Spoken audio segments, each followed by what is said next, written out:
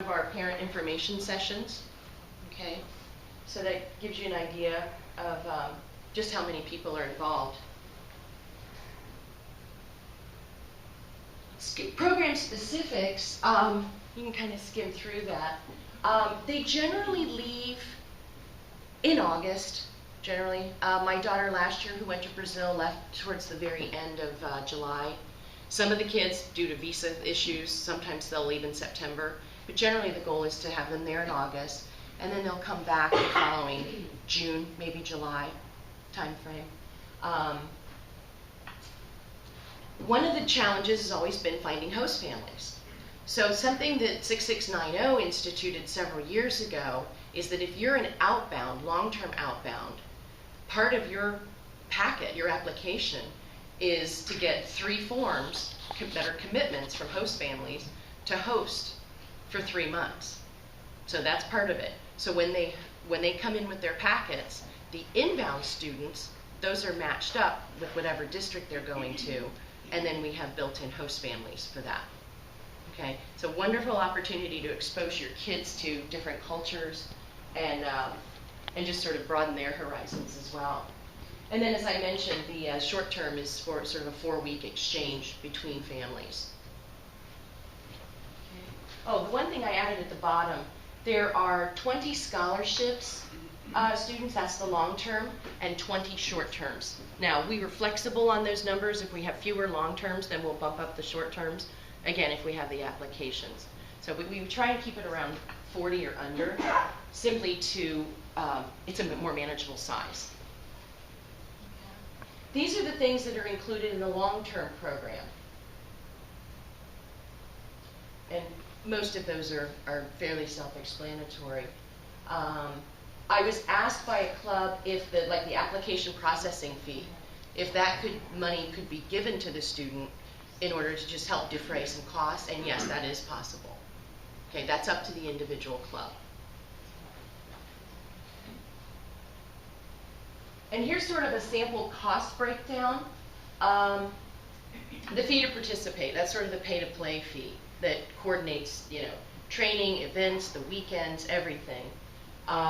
Is $600 for short-term, $950 for long-term.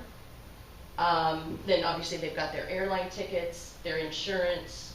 All the medical insurance is typically going to be dictated by Rotary because it's something that they have, they're comfortable with the company that's providing it, and it's a pretty seamless process, and you can usually sign up online. Personal money depends on how much they spend. If you're on a long-term program, you are provided with a stipend. Generally, it's around $70 to $100 per month. Okay. School uniforms are typically supplied by the Rotary, and the host country takes care of it.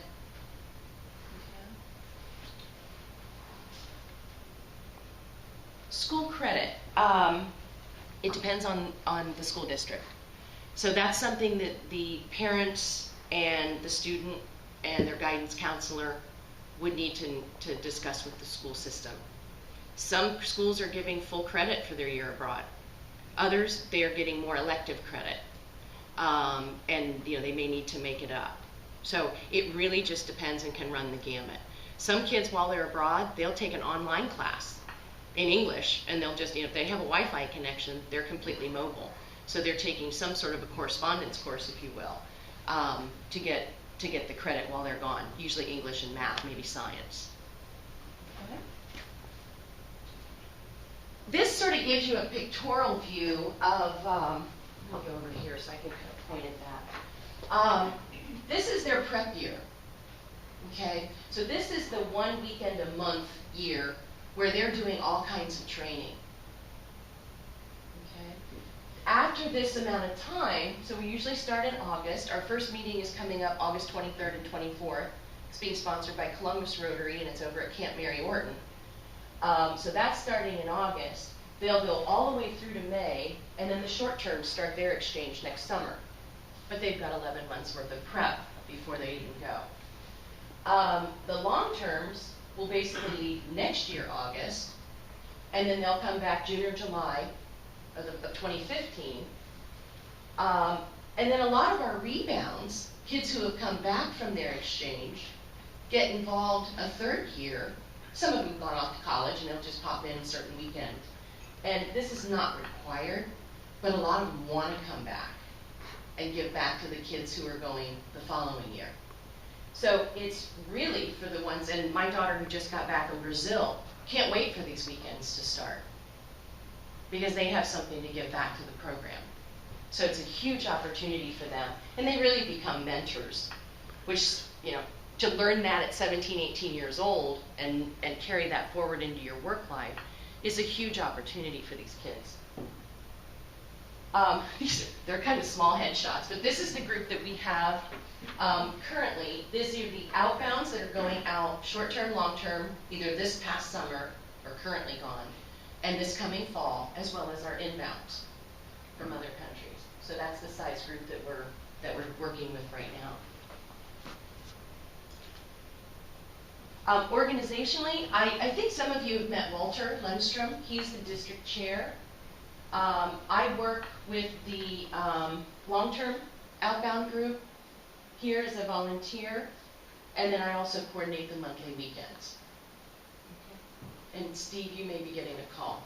I'll put that plug in now. We kind of stuck this slide in. So one of the training components that we incorporate into this is the 6 B's. And you can kind of read those for yourself. It's get involved and be enthusiastic about it. There's a whole bunch of other things. They have the 4 Ds where drinking, drugs, no drugs, no dating, and I forgot the other one. No driving, thank you. See, she knows them. So those are some of the rules. And we've sort of added a 5th D of no dumb stuff. You know, don't be stupid on exchange and cause an international issue. Whoops. So that's sort of one of the things that we do is try and train them on good skills, good life skills as well. And this is the closing slide. This was actually in Grove City. They did a hayride, carriage ride. Most clubs don't get this involved, but they had apple bobbing. And once we explained what was involved in apple bobbing, Tosh, the kid on the right, did it 11 times because they were so competitive at apple bobbing that we ended up having to time them. It wasn't just the fact that you could get an apple. We actually had to time them, and he wanted to be the winner. So he did it like 11 times. And the bottom picture shows sort of, one of the training sessions where we've sort of got all the kids involved in this. So I'm going to turn it over to Logan and just to introduce herself, and she will be leaving in about a month. So if you want to say